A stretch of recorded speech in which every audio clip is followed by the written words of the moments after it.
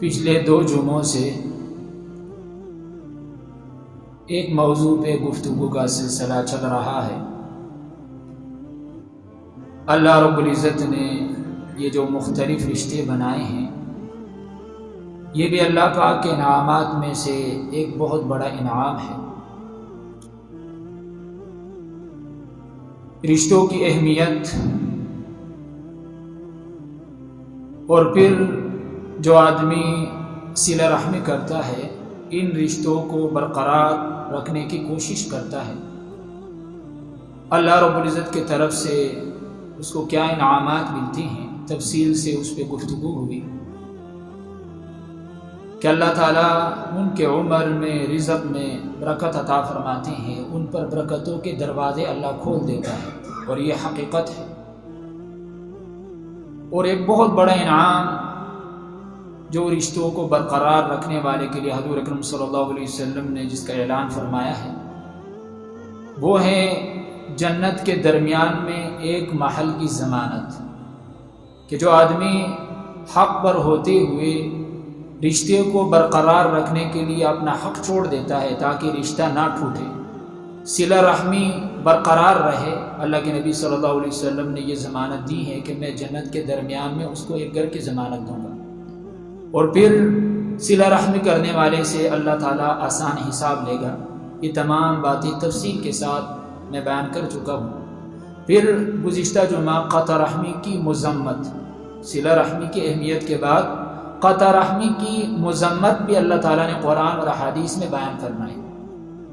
قرآن میں اللہ نے فرمایا والذین ينقضون عہد اللہ من بعد میثاقہ ویقطعون ما امر اللہ بہ ان یوصل ویفسدون فی الارض اولئک لہم اللعنۃ ولہم سوء الدار، کہ وہ لوگ جو اللہ تعالیٰ سے کیے ہوئے عہد کو توڑ دیتے ہیں اور جن رشتوں کے ملانے کا، جوڑنے کا اللہ نے حکم دیا ہے، ان کو توڑ دیتے ہیں، فرمایا یہ وہ لوگ ہیں کہ جن پر اللہ تعالیٰ کی طرف سے لعنت برستی ہے، وَلَهُمْ سُوءُ الدَّارِ، اور ان کا ٹھکانہ بہت برا ہے، یعنی جہنم ان کا ٹھکانہ ہوگا اور اللہ کی طرف سے ان پر لعنت برستی ہے۔ اور میں نے عرض کیا تھا کہ شیطان کو سب سے زیادہ جو خوشی ہوتی ہے وہ رشتہ بگاڑنے والے سے ہوتی ہے، اور اللہ رب العزت صلہ رحمی کرنے والے سے سب سے زیادہ خوش ہوتا ہے۔ تو میرے محترم دوستو، یہ تو خلاصہ تھا، میں نے عرض کر دیا۔ اب یہ رشتے کیوں ٹوٹتے ہیں، ان کی کیا وجوہات ہے، اسباب ہے، انشاءاللہ آج اس کے بارے میں عرض کروں گا۔ مختلف اسباب ہے، 1-2 سبب آج کے اس تقریر میں یا جمعے کے اس خطبے میں عرض کروں گا۔ آئندہ چل کر بھی مزید جو اسباب ہے رشتہ ٹوٹنے کے، انشاءاللہ وہ بھی عرض کیے جائیں گے۔ اس کا آسان جواب وہ تو یہ ہے کہ آج گھر گھر میں جو لڑائیاں ہیں، جھگڑے ہیں، طلاقوں تک نوبت پہنچ رہی ہیں، گھر اجڑ رہے ہیں، اس کا اصل جواب تو یہ ہے کہ دین اسلام کی جو تعلیمات ہے اس سے ہم بہت دور ہیں۔ آج اگر ہم کسی کے بارے میں یہ کہتے ہیں کہ فلاں بندہ بڑا دیندار ہے، نیک ہے، تو مطلب کیا ہوتا ہے کہ فلاں بندہ بہت نمازیں پڑھتا ہے، لہذا کیا ہے، دیندار ہے۔ چہرے پہ سنت رسول ہے، داڑھی رکھی ہوئی ہے، لہذا دیندار ہے۔ تبلیغ میں سے روزہ لگاتا ہے، چلہ لگاتا ہے، 4 مہینے لگاتا ہے، لہذا بہت بڑا نیک اور دیندار ہے۔ لیکن میرے محترم دوستو، کیا وہ صلہ رحمی کرنے والا ہے؟ اس کے اخلاق کیسے ہیں؟ وہ رشتوں کو پامال کرنے والا تو نہیں ہے، قطع رحمی کرنے والا تو نہیں ہے؟ کیا وہ خاندان میں، رشتہ داروں میں لڑائی جھگڑا فساد ڈالنے والا تو نہیں ہے؟ اس طرف ہمارا ذہن نہیں جاتا۔ تو میرے محترم دوستو، ہم یہ سمجھتے ہیں کہ دین یہ صرف عبادت کا نام ہے، نہیں میرے محترم دوستو، یہ تو دین کا ایک شعبہ ہے۔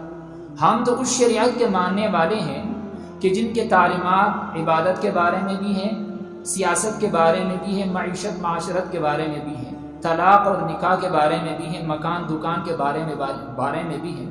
دین کے ہر شعبے کے بارے میں دین اسلام کی تعلیمات موجود ہیں، اور جو بندہ شریعت کی ان تمام تعلیمات کو سامنے رکھ کر زندگی گزارے گا تو اللہ کی ذات سے یہ امید ہے کہ اس کے گھر کے اندر سکون آئے گا، سکون ہوگا، اور جو رشتے ہیں یہ برقرار رہیں گے، رشتے نہیں ٹوٹیں گے۔ یہ تو اس کا آسان جواب ہے، لیکن اس کے اور بھی کچھ اسباب ہیں۔ آئیے ہم ان اسباب کو دیکھیں کہ رشتے کیوں ٹوٹتے ہیں، رشتوں کے ٹوٹنے کے کیا وجوہات اور کیا اسباب ہیں۔ تو میرے محترم دوستو، سب سے پہلا سبب رشتے کے ٹوٹنے کا یہ ہے کہ ہم میں سے ہر ایک اپنے حقوق تو مانگتے ہیں لیکن دوسروں کے حقوق دینے کے لیے تیار نہیں ہے۔ شوہر اپنے حقوق مانگتا ہے، بیوی وہ اپنے حقوق مانگتی ہے، باپ اپنے حقوق مانگتا ہے، اولاد اپنے حقوق مانگتی ہے، بھائیوں میں بھی یہی ہے، ہر ایک اپنا حق تو مانگتا ہے لیکن دوسروں کے جو حقوق ہے وہ دینے کے لیے تیار نہیں۔ اگر ہر بندہ دوسرے کا حق ادا کرنے والا بنے گا میرے محترم دوستو، تو پھر معاشرے کے اندر کسی کے حق تلفی نہیں ہوگی۔ دیکھو، دین اسلام کی جو تعلیمات ہے وہ تو ایثار کی تعلیمات ہے۔ دین اسلام کس چیز کا حکم دیتا ہے؟ ایثار کا۔ اور ایثار کا مطلب کیا ہے؟ ایثار کا مطلب یہ ہے کہ اپنی خواہش اور اپنی حاجت پر دوسروں کے خواہش اور حاجت کو مقدم رکھنا۔ ایثار کا مطلب کیا ہے؟ کہ اپنی خواہش پر، اپنی حاجت پر دوسروں کے خواہش اور حاجت کو مقدم رکھنا، ان کو ترجیح دینا، یہ دین اسلام کی تعلیمات ہے۔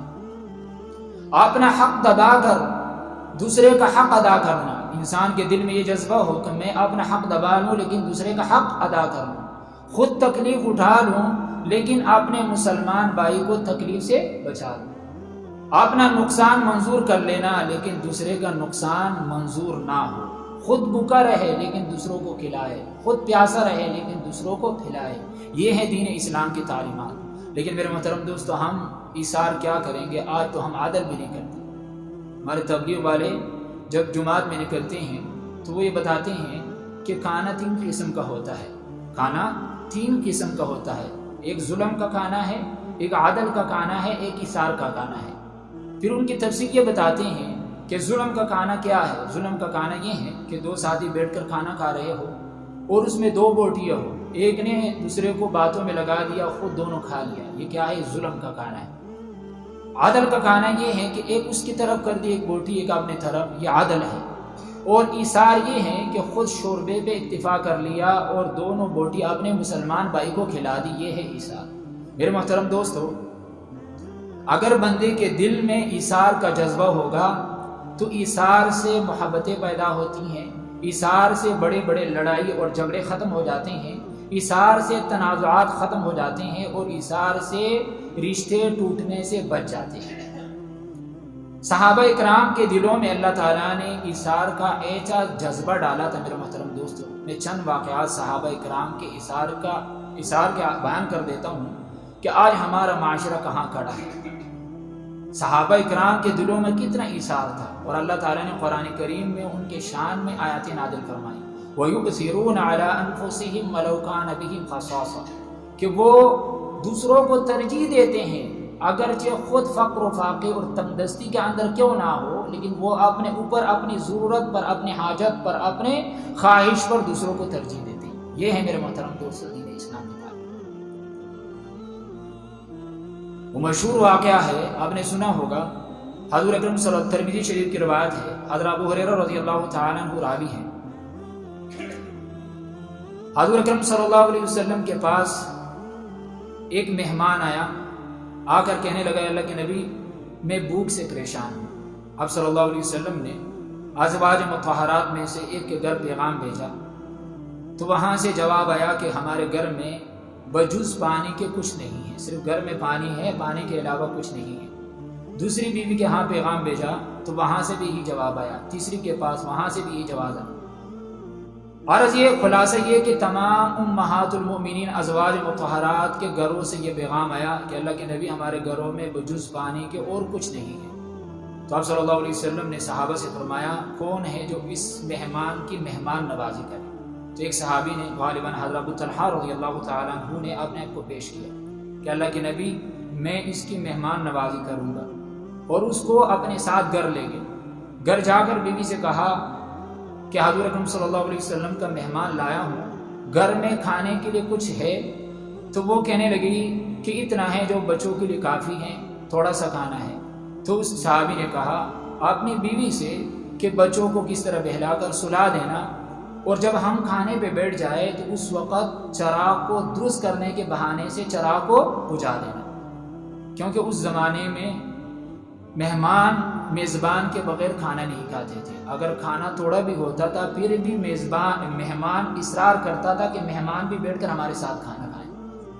اب انہوں نے ایسا ہی کیا، کھانا جب مہمان کے سامنے رکھا گیا تو چراغ کو اس نے بجھا دیا، دونوں منہ ہاتھ ہلاتے رہے۔ مہمان یہ سمجھ رہا تھا کہ یہ کھانا کھا رہے ہیں، لیکن خود وہ بھوکے رہ گئے، بچے بھی بھوکے رہ گئے اور اپنے مہمان کو کھانا کھلایا۔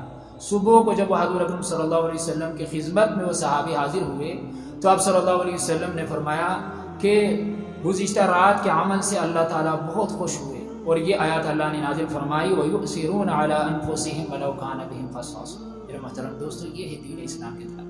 لیکن آج ہم کیا ہے کہ ہر بندہ یہ چاہتا ہے کہ میرا حق تو ادا ہو، لیکن میرے ذمہ جو دوسروں کے حقوق ہے وہ میں دینے کے لیے تیار نہیں ہوں، جس کی وجہ سے گھر گھر میں لڑائی اور جھگڑے ہیں۔ اگر یہ جذبہ ہمارے دلوں کے اندر ہو کہ میں دوسرے کا حق ادا کروں، دوسرا میرا حق ادا کرے یا نہ، تو میرے محترم دوستو معاشرے کے اندر امن و امان ہوگا، لڑائی جھگڑے یہ فسادات یہ سب ختم ہو جائیں۔ تو میرے محترم دوستو یہ دین اسلام کے تعلیمات ہیں۔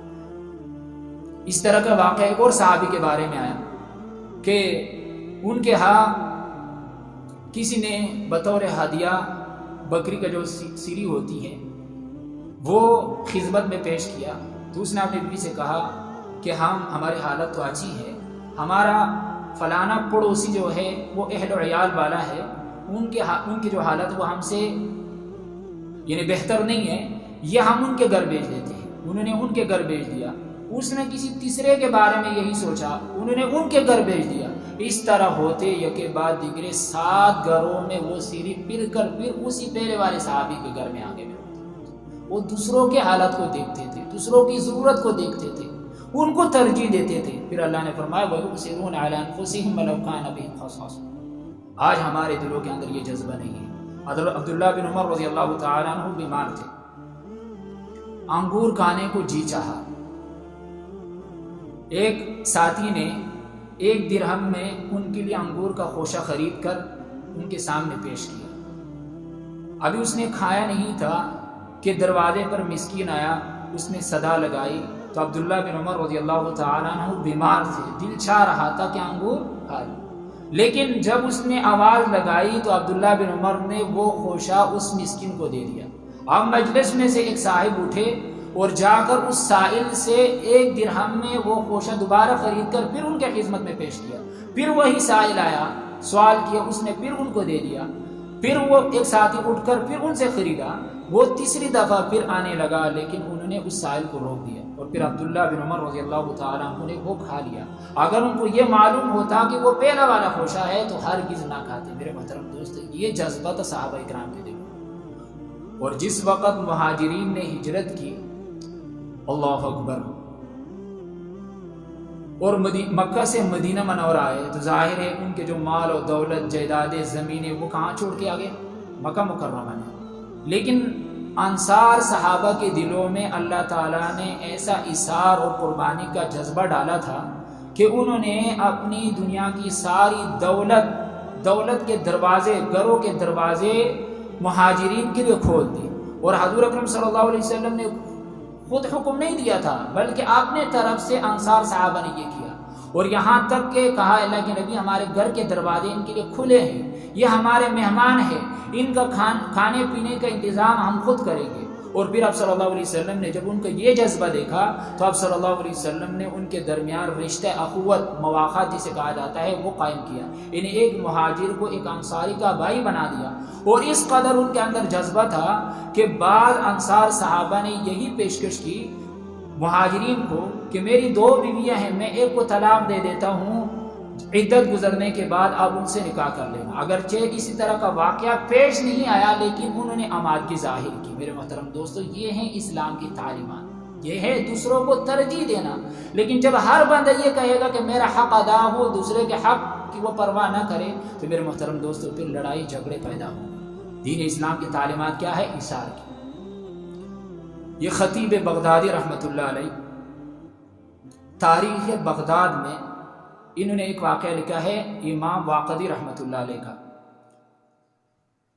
کہ عید کی آمد تھی، بی بی نے کہا، خود وہ بیان کرتے ہیں امام واقدی رحمۃ اللہ بہت بڑے امام گزرے ہیں، عید کی آمد قریب تھی تو بی بی نے کہا کہ عید آنے والی ہے، ہمارے گھر میں بچوں کے لیے نئے لباس پہنانے کے لیے کچھ نہیں ہے، جب محلے کے بچے نئے لباس پہنیں گے تو ہم بچوں کو کیا کہیں گے؟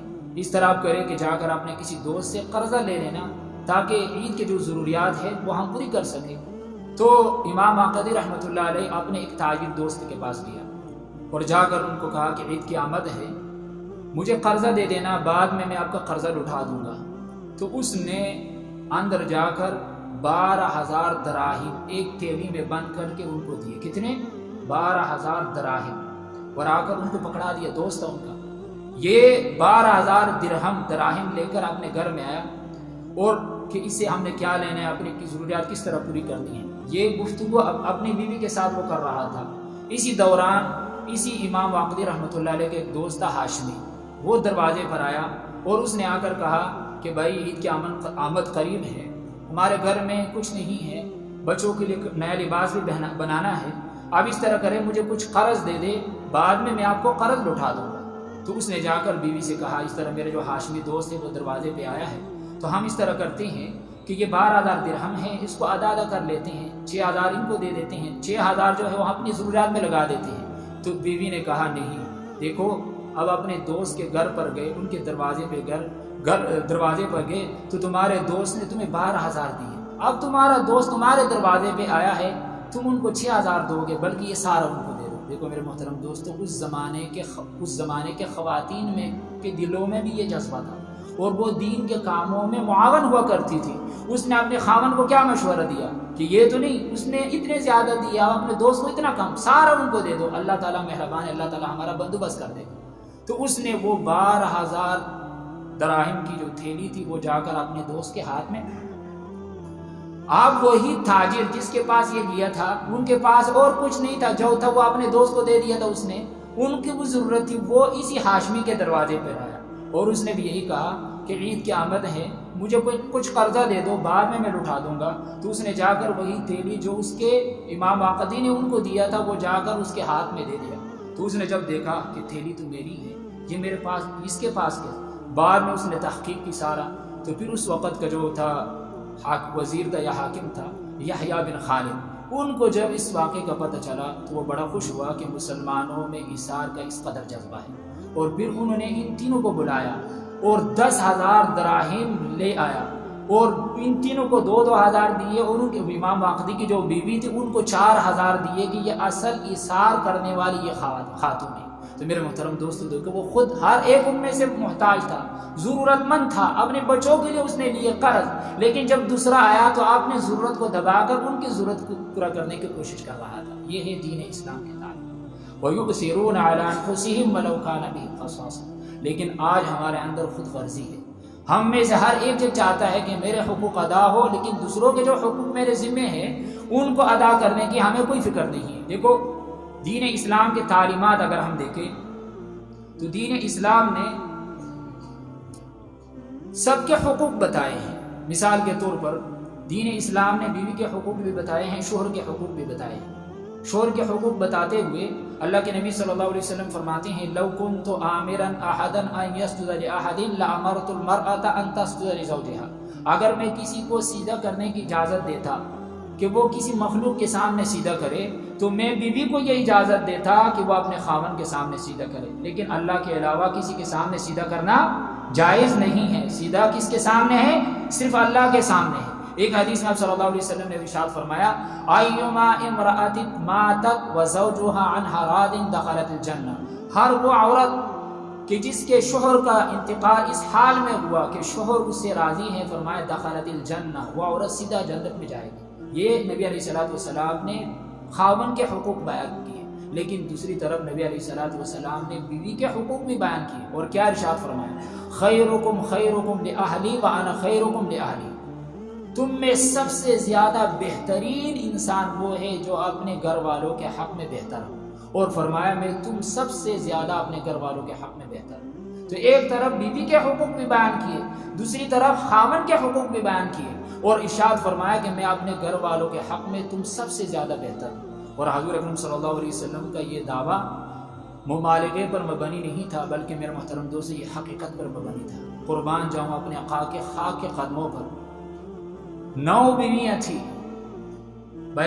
نکاح تو 11 کیے تھے، لیکن بیک وقت 9 بیویاں موجود تھیں، اور ہزاروں ماننے والے شاگرد صحابہ اکرام، پھر دین کا نفاذ، وحی کا نزول، اور اس کے ساتھ ساتھ جہادی لشکر روانہ کرنا، کفار کو اسلام کی دعوت دینا، اس کے علاوہ کتنی مصروفیات تھی۔ نمازیں پڑھا رہے ہیں، خود درس کے حلقے چل رہے ہیں، خطبے ہو رہے ہیں، بیوہ عورتوں کے سر پر شفقت کا ہاتھ رکھ رہے ہیں، یتیموں کے ساتھ انصاف، یتیموں کے حقوق ادا کر رہے ہیں، اور بیوی کے حقوق بھی ادا کر رہے ہیں۔ اور بیویوں کے حقوق ادا کرتے ہوئے روایت کے اندر آتا ہے کہ رات کو بیٹھ کر آپ صلی اللہ علیہ وسلم فرماتے ہیں اپنی بیویوں سے کہ کوئی قصہ، کوئی کہانی سناؤ ورنہ میں سناتا ہوں۔ دیکھو اتنا بڑا آدمی اور اتنا چھوٹا سا عمل کہ کیسے سنا رہے ہیں، سن رہے ہیں۔ کیوں؟ میرے محترم دوستوں، امت کے سامنے ایک نمونہ رکھنا تھا کہ اگر تم خاوند بنو تو میرے جیسے خاوند بننا، اگر تم باپ بنو تو میرے جیسے باپ بنو، جس طرح میں نے اپنے اولاد کے حقوق ادا کیے ہیں اس طرح تم بھی ادا کرو۔ تو میرے محترم دوستو، یہ دین اسلام کی تعلیمات ہے۔ دین اسلام نے ہر ایک کے حقوق بیان کیے ہیں، لیکن آج ہم میں سے ہر ایک یہ چاہتا ہے کہ میرا حق تو ادا ہو، لیکن میرے ذمہ جو دوسروں کے حقوق ہے وہ ادا نہ ہو۔ یہ رشتے ٹوٹنے کا سبب بنتا ہے۔ اگر بات کو پھیلاؤ میرے محترم دوستو، یہ فیکٹریوں میں، کارخانوں میں جو لڑائی جھگڑے ہوتے ہیں، اس کی بنیادی وجہ کیا ہے؟ مالک چاہتے ہیں کہ میرے حقوق ادا ہو، لیکن مزدور کے جو حقوق ہے میرے ذمہ میں وہ ادا نہ کروں۔ مزدور کہتا ہے کہ میرے حقوق ادا ہو، لیکن مالک کے جو حقوق ہے وہ ادا نہ ہو۔ اس کی وجہ سے فیکٹریوں میں لڑائی ہیں، جھگڑے ہیں، ہڑتالیں ہیں، فیکٹریاں بند ہو جاتی ہیں۔ یہی چیز گھروں کے اندر ہے۔ خاوند چاہتا ہے کہ میرے حق ادا ہو، لیکن بیوی کے جو حقوق ہے وہ میں ادا نہ کروں۔ ماں باپ چاہتے ہیں کہ اولاد میرے حقوق ادا کرے، لیکن اولاد کے جو حقوق ہے وہ ادا کرنے کے لیے تیار نہیں ہے۔ بھائی یہ چاہتے ہیں کہ بہن میرے حقوق، لیکن بہن کے جو حقوق ہے وہ۔ تو میرے محترم دوستو، اگر ہر بندہ دوسرے کے حق ادا کرے گا تو یہ رشتے ٹوٹنے سے بچ جائیں گے۔ ہمارے گھروں کے اندر کیا آئے گا؟ سکون آئے گا، امن آئے گا۔ اور صرف یہ نہیں ہے میرے محترم دوستو، بلکہ دین اسلام نے صرف یہ حکم نہیں دیا کہ دوسرے کا جو واجب حق ہے وہ ہم ادا کریں، بلکہ دین اسلام کی تعلیمات یہ ہے کہ دوسروں کے لیے قربانی کرنا، اثار کرنا، اپنا حق دبا کر دوسرے کا حق ادا کرنا۔ دیکھو صحابہ اکرام کے چند واقعات میں عرض کیا۔ جنگ یرموک میں ایک صحابی فرماتے ہیں کہ حضرت حذیفہ رضی اللہ تعالیٰ عنہ کہ میرا چچا زاد بھائی کزن لڑائی میں شریک تھا، تو میں لاشوں میں ان کو تلاش کرنے کے لیے نکلا اور اپنے ساتھ پانی بھی لیا کہ شاید اگر وہ پیاسے ہو تو میں ان کو پانی پلا دوں۔ تو فرماتے ہیں کہ میں ایک جگہ پہ میں نے ان کو دیکھا پڑے ہوئے ہیں، زندگی کی کچھ رمق باقی ہے، تو میں نے کہا پانی پیو گے؟ تو اس نے اشارہ کیا، تو میں نے وہ مشکیزہ جو میرے پاس پانی کا تھا میں نے ان کے قریب کیا، تو ساتھ ایک اور صحابی نے کہا العطش پیاس، تو اس نے اپنا منہ بند کر دیا اور کہا اس کے پاس جاؤ۔ جب میں اس کے پاس پہنچا تو ساتھ ایک اور صحابی جو زخمی پڑے ہوئے تھے اس نے کہا العطش پیاس، تو اس دوسرے نے بھی منہ بند کر کے کہا اس کو جاؤ، اس کو پلاؤ۔ تو کہتے ہیں کہ میں اس کے پاس گیا تو وہ انتقال کر چکا تھا، واپس دوسرے کے پاس آیا تو وہ بھی فوت ہو چکے تھے، جب اپنے کزن کے پاس آیا تو وہ بھی اللہ کو پیارے ہو چکے تھے۔ یہ تھے میرے محترم دوست احسان، کہ خود پیاسے رہ کر دوسروں کو ترجیح دیتے تھے، خود بھوکے رہ کر دوسروں کو، جو واقعہ میں نے بیان کیا۔ آج ہم کیا ہے، ہمارے اندر خود غرضی آ گئی جس کی وجہ سے لڑائی ہے، جھگڑے ہیں، فساد ہے۔ خود غرضی کیا ہے؟ ہر آدمی اپنے کائنات میں الجھا ہوا ہے کہ کس طرح مجھے زیادہ عزت مل جائے، کس طرح میرے پاس میری شہرت ہو، میرے ایک مقام بن جائے، دوسروں کی وہ پرواہ نہیں کرتا، جس کی وجہ سے میرے محترم دوستوں گھر میں لڑائی ہیں، جھگڑے ہیں، طلاقوں تک نوبت پہنچ رہے ہیں۔ تو یہ پہلا سبب ہے دوسروں کے حقوق کی عدم ادائیگی، یعنی خود اپنا حق مانگنا، دوسرے کو نہ دینا، یہ رشتے ٹوٹنے کا پہلا سبب بنتا ہے۔ اور دوسرا سبب وہ ہے دوسرے کو اپنے مزاج کے تابع بنانا۔ گھر کے سرپرست کا سب گھر والوں کو اپنے مزاج کے تابع بنانا کہ یہ میرے مزاج کے مطابق چلے، تو یہ بھی رشتہ ٹوٹنے کا سبب بنتا ہے۔ حالانکہ اللہ تعالیٰ نے دیکھو کتنے اربوں خربوں انسان بنائے ہیں، لیکن سب کے مزاج مختلف ہے۔ لہجے مختلف ہیں، آوازیں مختلف ہیں، طبیعتیں مختلف ہیں، یہاں تک کہ ہاتھ میں انگلیوں کے پوروں میں جو لکیریں ہیں وہ بھی مختلف ہیں۔ تو اب دوسرے کو اپنے مزاج کے تابع بنانا یہ بھی لڑائی کا اور رشتے ٹوٹنے کا سبب بنتا ہے۔ انشاءاللہ وقت ختم ہوا، اس پر میں اگلے جمعے تفصیل سے بات کروں گا کہ کس طرح ہم نے برداشت کرنا ہے، دوسرے کے مزاج کا لحاظ کرنا ہے۔ اللہ تعالی ہمیں عمل کرنے کی توفیق عطا فرمائے۔ وآخر دعوانا الحمدللہ رب العالمین۔